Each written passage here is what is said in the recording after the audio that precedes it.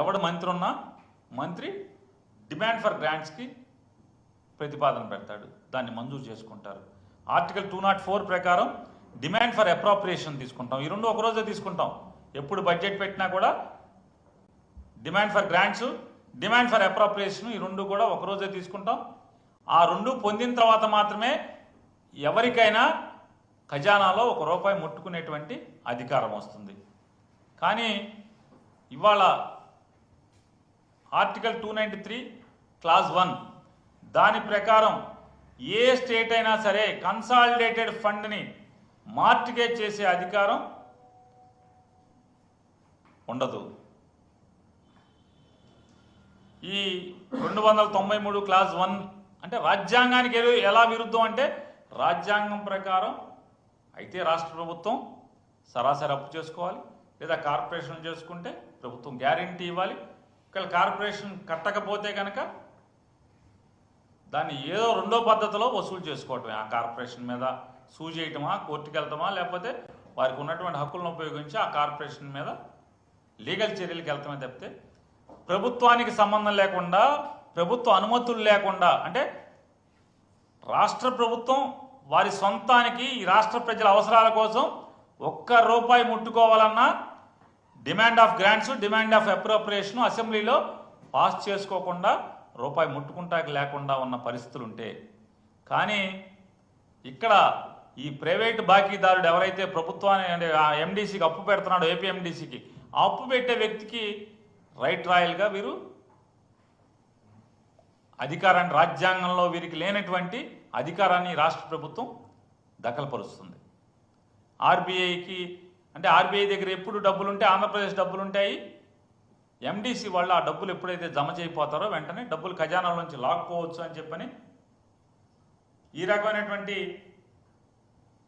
అంటే బరితెగింపు, అప్పు చేయటానికి బరితెగింపే కాకుండా రాజ్యాంగానికి విరుద్ధంగా కూడా సరాసరి ఇంతవరకు భారతదేశంలో ఏ రాష్ట్రాలు ఇంతవరకు ఇంత బరితెగించి అప్పులు చేయని విధంగా చంద్రబాబు నాయుడు గారు, పవన్ కళ్యాణ్ గారు కలిసి అప్పు చేస్తున్నటువంటి ఈ బరితెగింపుని మనం ఖండించాల్సిన అవసరం ఉంది. ఖచ్చితంగా ఖండిస్తూ ఇవాళ ఎన్నో కథలు చెప్పారు, కానీ ఈ బిల్డప్ బాబాయ్ చంద్రబాబు నాయుడు గారు, పవన్ కళ్యాణ్ గారు, ఆయన చిన్న బిల్డప్ బాబాయ్, ఈయన ముసలి బిల్డప్ బాబాయ్, వీళ్ళిద్దరూ కలిసి ఎన్ని కబుర్లు చెప్పారు.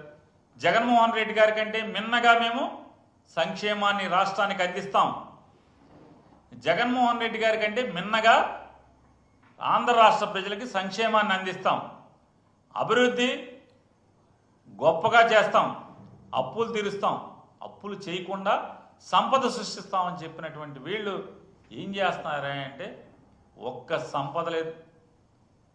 అమరావతి పేరుతో 56,000 కోట్లు, 50,000 కోట్ల పైచిలకో ఇప్పటికి చేశారు. మరోలా ఇంకొక 50,000 కోట్లకి టెండర్లు పిలుస్తామని చెప్తున్నారు, అదొక 1,00,000 కోట్లు. అంటే రాష్ట్రం అంటే అమరావతి మాత్రమే, అమరావతికే 1,00,000 కోట్లు టెండర్ పిలుస్తున్నామని చెప్పేటువంటి గొప్పగా చెప్తున్నారు వీళ్ళు. మళ్ళీ తగుదనమ్మా ఇది సరిపోదని మరొక 44,000 ఎకరాలు తీసుకుంటారండి. మరి ఆ 44,000 ఎకరాలకి అభివృద్ధికి డబ్బులు ఎక్కడి నుంచి తెస్తారు? అంటే రాష్ట్రంలో ఉన్నటువంటి మిగతా ప్రాంతాలందరినీ కూడా ఏం చేద్దాం అనుకుంటున్నారు?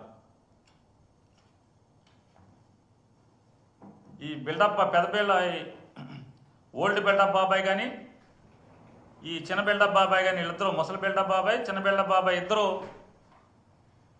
ఇంత గొప్ప గొప్ప మాటలు చెప్పి వాళ్ళ ఒక్క పథకానికి అవసరం అంటే డబ్బులు కేటాయించకుండా, ఒక్క పథకం అమలు చేయకుండా, కనీసం రాష్ట్రంలోని పేద మధ్యతరగతి వర్గాలకి సంబంధించి ఆరోగ్యశ్రీని కూడా వాళ్ళు ఉచితంగా ఆర్థిక భారం పడకుండా దశాబ్దాలుగా ఆంధ్రప్రదేశ్ రాష్ట్రంలో ప్రభుత్వం ఆదుకుంటున్నటువంటి తీరుని, అంటే ఆరోగ్యశ్రీని కూడా నీరుగార్చినటువంటి పరిస్థితి. పిల్లల చదువులు, కాలేజీలకి చెల్లించాల్సిన డబ్బులు కట్టరు, ఇప్పుడు ప్రస్తుతం ఉన్నటువంటి ఫీజులు చెల్లించరు. మరి పేద మధ్యతరగతి వర్గాలను ఎలా మీరు ఉద్ధరిస్తారు? అంటే వాళ్ళ ఓటుకి మోసపు మాటలు చెప్పి ఓట్లు వేయించుకుని అధికారాన్ని పొంది మీ సంపద పెంచుకునేటువంటి పరిస్థితి ఇవాళ కనపడుతుంది. ఎన్నికలకు ముందు చంద్రబాబు నాయుడు గారి సంపద ఏం పెరగలేదు. ఇవాళ చూస్తే అపారంగా ఆయన సంపద పెరిగిపోయే పరిస్థితి. మీ పార్టీ ఆఫీసుల్లో ఆకాశాన్ని అంటే బిల్డింగ్లు కట్టే పరిస్థితి ఎన్నికలు అయిపోయిన తర్వాత. ఎన్నికల ముందేమో కిస్తీలు కట్టాక డబ్బులు ఉండవు, ఎన్నికలు అయిపోయిన తర్వాత ఏమో మీరు లఘుశంక తీర్చుకోవాలన్నా కూడా స్పెషల్ ఫ్లైట్లలో విమానాల్లో తిరుగుతున్నటువంటి పరిస్థితి. సెక్రటరియట్ నుంచి గన్నవరానికి విమానం, గన్నవరానికి హెలికాప్టర్, గన్నవరం ఎయిర్పోర్ట్ నుంచి ఇంటి దగ్గరికి హెలికాప్టర్, రాజమండ్రికి ప్రత్యేక విమానం, రాజమండ్రి నుంచి పిఠాపురానికి హెలికాప్టర్, పిఠాపురం నుంచి వైజాగ్కి హెలికాప్టర్, ఇక్కడి నుంచి తిరుపతికి స్పెషల్ ఫ్లైటు, తిరుపతి నుంచి కడప వెళ్ళాలంటే హెలికాప్టర్. ఈ హెలికాప్టరు విమానం, ప్రత్యేక విమానం జనంలో కలిసి వెళ్ళే పరిస్థితి లేదు. అంటే కొడతానని భయమా? జనంలో కలిసి వెళ్తే జనం తిడతారని భయమా? ఎందుకు మీరు వెళ్ళలేకపోతున్నారు? ఉప ముఖ్యమంత్రి గారు ఎక్కడికైనా అయితే స్పెషల్ ఫ్లైటు, హెలికాప్టర్ తప్పితే. ఎన్నికల్లోనేమో కారు టాప్ ఎక్కి వెళ్తారు, కారు టాప్ మీద కూర్చుంటారు ఎన్నికల్లో. ఇప్పుడేమో కనపడకుండా విమానాల్లో ఇంకో పక్క ప్యాసింజర్ కూడా ఉండకుండా మీరు ఒక్కళ్ళే విమానంలో వెళ్తారు, హెలికాప్టర్లో దిగుతారు. అంటే అదేమన్నా పోనీ మీ సొంత సొమ్ములా? కాదు కదా. ఇదంతా కూడా రాష్ట్ర ప్రజల పన్ను కట్టిన డబ్బుల్లోంచే మీరు ముగ్గురు,